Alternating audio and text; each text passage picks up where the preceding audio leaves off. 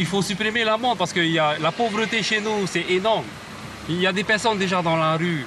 Ils cherchent déjà à manger. Déjà avec 50 000 balles, ils ne vont pas pouvoir payer. Et moi, je suis vacciné, comme la plupart, ouais, hein, comme la majorité d'entre nous, comme certains dans mon travail.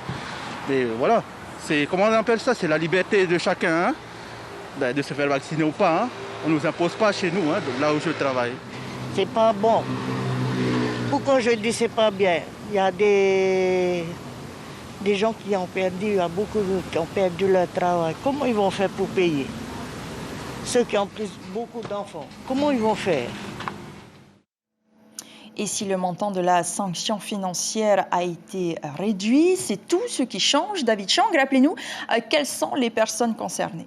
Bonsoir Ayata, il s'agit des personnes qui sont particulièrement fragiles et des personnes qui sont susceptibles de transmettre le virus sur leur lieu de travail. Il s'agit donc des personnes en situation de comorbidité, maladies cardiovasculaires, maladies respiratoires. Il s'agit également des médecins, des infirmiers, le personnel de santé, mais aussi les administrations qui reçoivent du public et également les commerces qui reçoivent, vous le savez, leurs clients. Un exemple typique, ce sont les caissiers ou les caissières qui sont dans le supermarché du coin de la rue. Alors, ces personnes devront justifier d'un schéma vaccinal complet. On rappelle rapidement ce que c'est.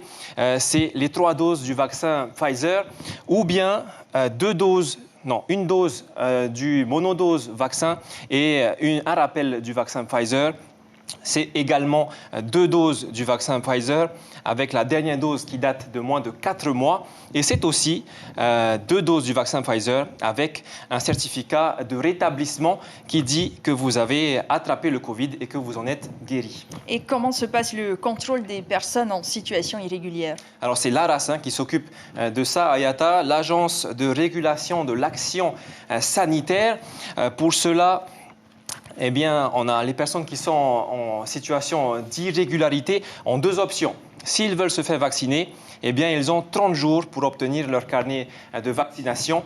Et s'ils ne veulent pas se faire vacciner, la deuxième option, eh bien, c'est l'amende. S'ils sont dans ce cas-là, ils ont 60 jours pour faire appel de cette décision, si je puis dire.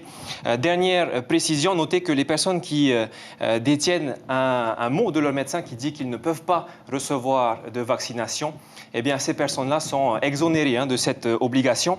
Dernière précision, Ayata, notez que le président du pays, Edouard Fitch, a annoncé qu'il attendait 2 conditions pour pouvoir supprimer cette loi sur l'obligation vaccinale. Premièrement, une immunité collective à 95%, donc des personnes qui ont des anticorps à la Covid-19 ou bien qui sont vaccinées, et le taux de contamination qui baisse. On attend une baisse de cette courbe-là à l'horizon du début du mois de mars. Merci beaucoup. L'information en continu sur Polynésie la première, Internet et réseaux sociaux.